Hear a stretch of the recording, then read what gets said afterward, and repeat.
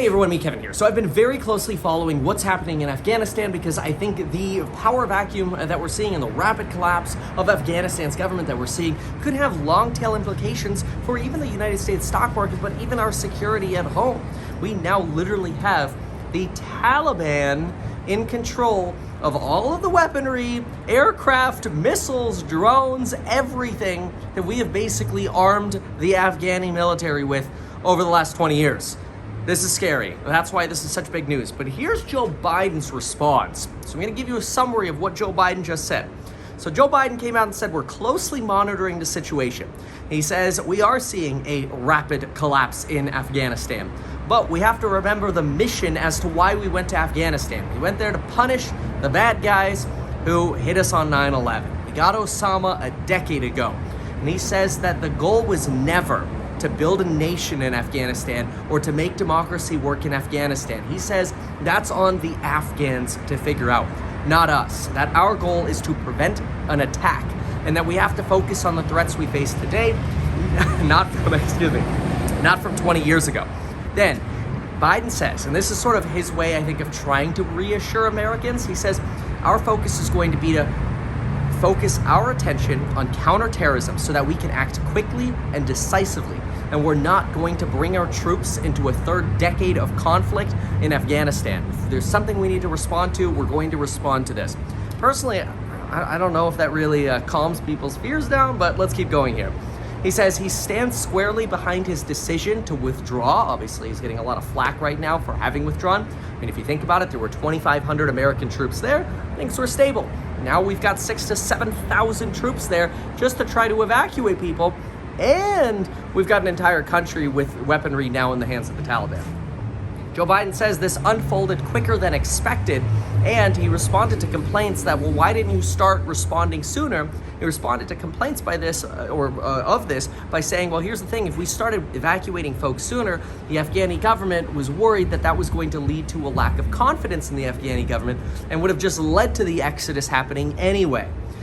Joe Biden again goes on to say that this happened much faster than expected. Everything's rapidly devolving. He says that Afghani political leaders gave up and the military collapsed without even trying to fight, which is kind of crazy because he goes on to say, we trained and equipped a 300,000 member force in Afghanistan, bigger than some of our NATO allies. He says we gave them every tool, we paid their salaries, we maintained their air force, and yet the one thing we couldn't give them was the willpower to actually stand and fight. I have to say, he's kind of right about that. I mean, kind of didn't try, which is kind of concerning too, because it's like, wait a minute, really? America spent 20 years building a military there and they wouldn't stand and fight. It's scary. But anyway, and now all those weapons are in the hands of the Taliban. Moving on. Joe Biden, and this is kind of an interesting take, mostly because I think China and Russia are already building relations with the Taliban. We know this, they are. And he kind of twisted this around a little bit, Joe Biden, says that China and Russia would love nothing more than the United States still being in Afghanistan. I don't know if I fully agree with that. I feel like getting the United States out of Afghanistan is actually good for China and Russia because it lets them take more control, but okay. Joe Biden does go on to say that how many more American lives is fighting for the Afghanis worth? How many more American headstones is it going to take? Ultimately, we can speak out for Afghanis, but we can't fight for them. So he's really taking this defensive posture of, hey, look, I stand behind the fact that we withdrew the 2,500 troops that we had left in April and May. We took them out. And yeah, now we have to go back in to provide evacuation services and protective services for NGOs and for news media or even just to control the airport, which is a disaster. People are climbing on airplanes and falling to their death as airplanes are taking off or they're getting run over on the airport. I mean, this is a scene straight out of a movie. It's absolutely ridiculous what's happening right there. But anyway, you've got Joe Biden here really saying, look, the right decision for America is dealing with threats as they pop up. Personally, and this is just my opinion, I'm concerned. I'm concerned that you've got the Taliban now essentially setting up an entire country and they have enough weapons for an army of 300,000 people. Personally, I think the last thing you want to do is create a power vacuum like we did. It's my personal opinion.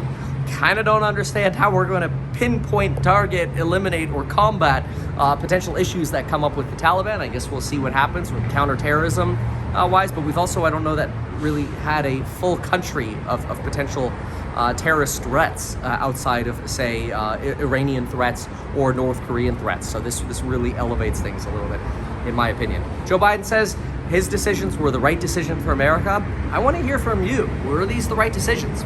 At the end of his speech, Joe Biden did not take any questions from the media. The media essentially lost it when he just walked out, which, well, a lot of people with a lot of questions. So we'll see how this unfolds. Personally, it makes me nervous. I'm not very happy about what's going on. Obviously, my heart goes out to not just the people of Afghanistan, but also the women who have created careers in Afghanistan, who are now shelving their careers and hiding in fear, along with everybody else in Afghanistan. So it's a terrible situation, something that we have to pay attention to. This is going to have global consequences over the 2020s. So we'll pay attention to this. Thank you so much for watching. Make sure to subscribe, and folks, we'll see you in the next video. Thanks.